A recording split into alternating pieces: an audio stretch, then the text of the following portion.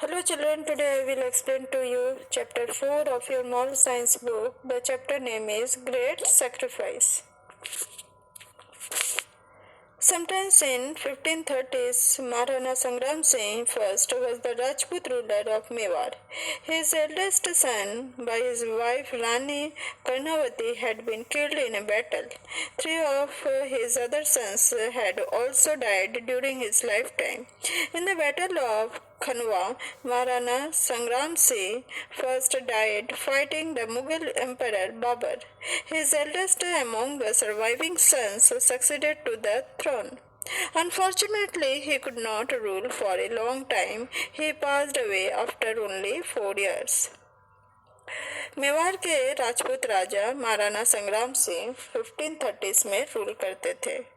उनका जो सबसे बड़ा बेटा जो उनकी वाइफ रानी कर्णावती से हुआ था वो एक बैटल में खत्म हो चुका था और बाकी जो और बच्चों में 3 और बेटे थे उनके जिंदा रहते हुए ही खत्म हो चुके थे।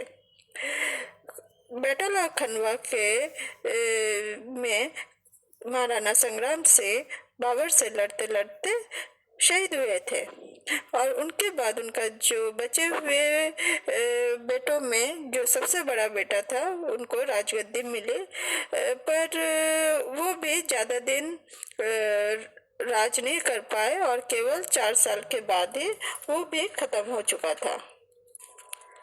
After his death, he was succeeded by his other brother Vikramaditya II.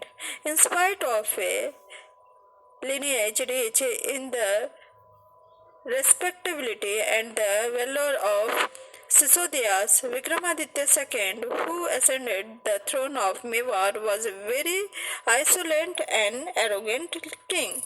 He spent most of his time drinking and making merry without thinking about the affairs of the kingdom. Many of the self-respecting nobles found his behavior intolerable and left Chittor never to return till Vikramaditya II was on the throne. और उस राजा के खत्म होने के बाद उनके भाई Vikramaditya II को राजगद्दी मिली।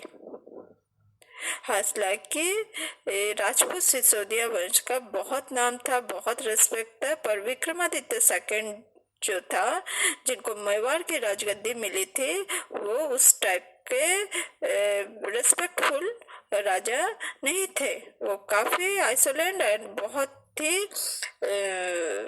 ढीठ राजा थे। वो अपना जिंदगी का दिन का अधिकांश समय पीने और आमोद प्रमोद में बिताते थे और राज्य की बातों को सोचते भी नहीं थे। उसके बहुत सारे जो मंत्री जो थे वो विक्रमादित्य II के बिहेवियर से बहुत नाराज थे और जब तक विक्रमादित्य II जिंदा रहे वे वापस नहीं है। विक्रमादित्य जब तक राजगद्दी में बैठे रहे तब तक चित्तौड़ वापस नहीं आए।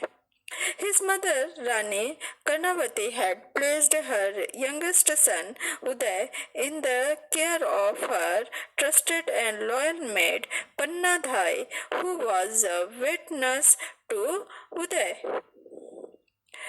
Panna means emerald in the Hindi and Dhai means wet nurse. As her name suggests, Panna proved to be an emerald for his mistress. Panna had a son of her own, Chandan, who was of the same age as that of the young Prince Uday, and they were playmates. उनकी माँ रानी कर्णावती अपने सबसे छोटे बेटे उदय के देखरेख के लिए सबसे विश्वास पात्र जो दाई पन्ना धाई थे उनको रखे थे, जो कि राजकुमार उदय की बहुत केयर करती थी। पन्ना मीन्स होता है ये एक रत्न है और हिंदी में, और धाई का मीनिंग है दूध पिलाने वाली नर्स। उसके नेम जैसा था ठीक वैसे ही पन्ना धाई थी। पन्ना ने प्रूव किए थे कि वो एक रत्न है अपने मिस्ट्रेस के लिए, मतलब रानी के लिए। पन्ना के खुद का भी एक बेटा था जिसका नाम चंदन था, जो कि राजकुमार उदय के सेम एज का था, और उन लोग जो है एक साथ खेलते थे। Vikramaditya II was only 14 years of age when he claimed the throne after his brother's death, but his temperament was not good and that of an able ruler. The nobles and chieftains in the court of Mewar did not like his way of ruling. Once he abused and misbehaved with an old chieftains in the court. This was the last straw for them. They placed Vikramaditya under palace arrest, and a distant cousin of Maharana Sangram Singh, Banveer, was asked to be the king and ruler of Mewar till Uday Singh grew up to take control of his empire. जब विक्रमादित्य राजगद्दी पर बैठा था वो खाली 14 साल का था। जब उसके बड़े भाई खत्म हुए थे तब उसको राजगद्दी मिली थी, बट उसका टेम्परमेंट बहुत खराब था और वो एक अच्छा रूलर नहीं था। उसके मंत्री जो थे वे नहीं चाहते थे कि वो रूल करे। एक बार विक्रमादित्य सेकंड ने अपने कोर्ट के मंत्री के साथ गाली गलौज किए और यही उसका लास्ट दिन था, और उसको विक्रमादित्य को गिरफ्तार कर लिया गया और उसके दूर के रिश्तेदार महाराणा संग्राम सिंह के वो जिसका नाम था बानवीर, और उसे बोला गया कि वो तब तक राजा का काम करे मेवाड़ में जब तक कि उदय सिंह बड़ा नहीं हो जाता और राजगद्दी का भार संभालने नहीं हो जाता। Banvir from the very start considered himself to be the rightful heir to the throne. Invited by nobles to be the guardian of Vikramaditya II, Banvir exploited the situation to fulfill his own ambitions. He felt that there were only two obstacles between him and the throne, Vikramaditya II and his younger brother Uday Singh. He secretly conspired to kill both of them. बानवीर तो आया था, वो अपने आप को start में काफी एक एबल राजा के रूप में शो कर रहा था, बट बानवीर जो है सिचुएशन को एक्सप्लॉइट कर रहा था क्योंकि उसे राजगद्दी चाहिए थी। उसने देखा कि उसके और राजगद्दी के बीच में केवल दो ही बाधाएं हैं, एक है विक्रमादित्य सेकंड और दूसरा उसका छोटा भाई उदय सिंह। उसने अंदर ही अंदर प्लान बनाया कि दोनों को मार डालेगा। One day he arranged for a great party in the palace. All his supporting chieftains were in the party. Amidst the dance of the dancers, alcohol was flowing freely. Everybody was enjoying himself. No one had the slightest notion what all was cooking up in the mind of Banvir. एक दिन वह means बानवीर ने महल में great party को arrange किया और उसके सारे सपोर्टिंग चिफ्टेंस में मुखिया लोग जो थे वे पार्टी में थे। उस पार्टी में डांस था, अल्कोहल था और लोग उसको एंजॉय कर रहे थे और किसी के दिमाग में ये नहीं आया कि बानवीर के दिमाग में क्या चल रहा है। Vikramaditya II was himself too much under the influence of alcohol. Taking advantage of this, Banvir thought that this was the right time to carry out his nefarious plan. After he had assassinated Vikramaditya II in his palace, he ran towards the palace room of Pannadhai with the blood-stained sword to get rid of the other obstacle in between him and the throne, Uday Singh. Vikramaditya तो already Amod Pramod और alcohol में से drinks करने का शौक था। इस कारण वो पार्टी का पूरा मजा ले रहा था, बहुत शराब पी रहा था। तो इस सिचुएशन का बेनिफिट लेते हुए बानवीर जो था उसने पाया कि ये सही समय है जब वो अपनी कुटिल बुद्धि का यूज करे। फिर उसने क्या किया, विक्रमादित्य सेकंड को पैलेस में मार डाला और मारने के किससे मारा, तलवार से मारा। फिर वो अपने उसे रक्त रंजित तलवार को लेकर पन्नादाई के रूम में गया। किस लिए, क्योंकि वो और उसके थ्रोन मीन्स राजगद्दी के बीच में जो ऑब्स्टेकल है, सेकंड ऑब्स्टेकल, उदय सिंह को पाने के लिए। Banvir was spotted by a maid servant with his blood-stained sword rushing towards Prince Uday Singh's room. She could understand what were his motives. She wasted no time and promptly ran to inform Pannadai of the cruel deed. वीर को एक maid servant ने देख लिए थे। क्या था उसके हाथों में, रक्त रंजित तलवार को। तो वो दौड़ते हुए उदय सिंह के रूम में गए।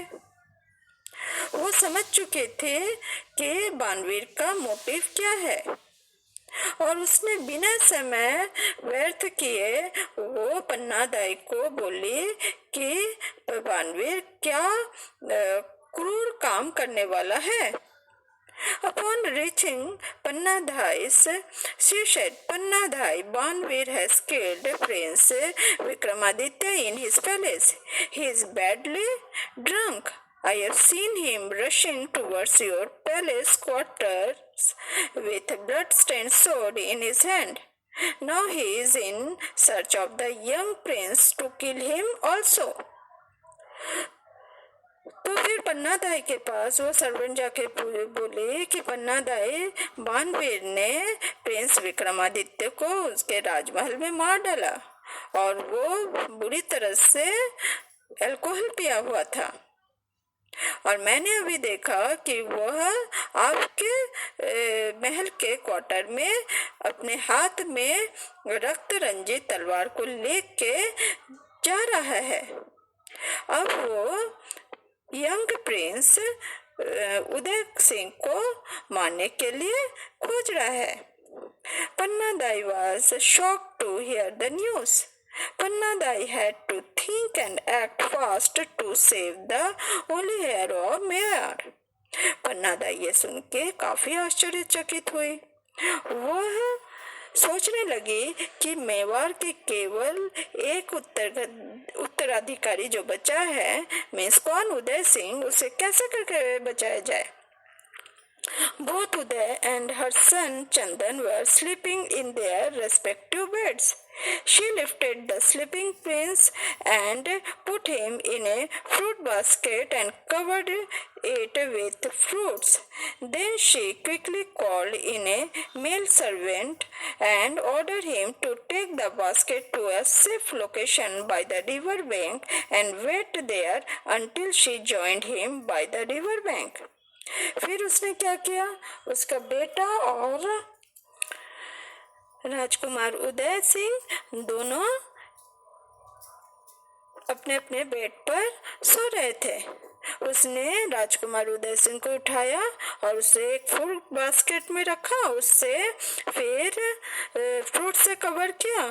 फिर जल्दी से एक मेल सर्वेंट को बुलाया और ऑर्डर दिए कि इसे नदी के किनारे में ले जाए, सेफ जगह में ले जाए और तब तक उधर रहे जब तक कि वो खुद उनके पास ना आए।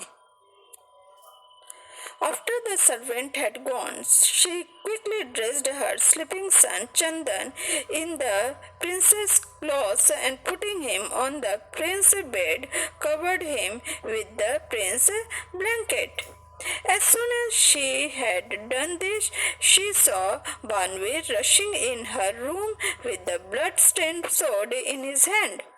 Overcome with rage, he asked, "Where is Uday Singh?" Panna Dhai just covered her mouth with her hands in shock and fear and stood aside by the wall of the room.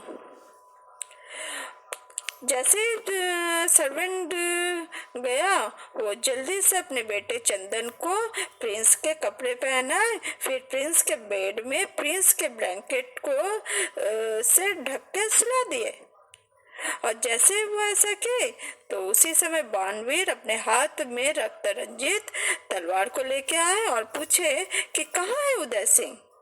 तो पन्ना दाई अपने मुंह में कपड़ा रखी, क्योंकि वो काफी डरी हुई थी और शौक में थी, और रूम के वॉल के एक साइड में खड़ी हो गई। Suddenly Banvir's eyes fell on the sleeping child on the bed. He was so mad that he did not ever bother to lift the blankets to see who was sleeping under it, and he brought his sword down upon poor Chandan and cut him into 2 pieces. तो उसी समय बानवीर ने राजकुमार के पलंग पर देखे, और जो बच्चा सो रहा था और वो इतना खून करने को आतुर था कि उसमें ये ध्यान नहीं रहा कि ब्लैंकेट को हटाकर देखे कि उसमें कौन सोया हुआ है। वो सीधे उस अपने तलवार से उस चंदन को 2 टुकड़ों में काट डाला। Panna watched in horror as her own son was murdered. The Rajput women are known for their bravery and courage. After murdering Liting Chandan, he left the room and proclaimed himself as the king of Mewar. पन्ना जो है अपने बच्चे के मौत के डरावने scene को देखे। राजपूत औरतें अपने साहस और करेज के कारण काफी नाम है। आफ्टर चंदन के मर्डर के बाद वह रूम से निकला और अपने आप को मेवाड़ के राजा के रूप में घोषित कर दिया। Okay children, I think now you have understood the up to the part of the story.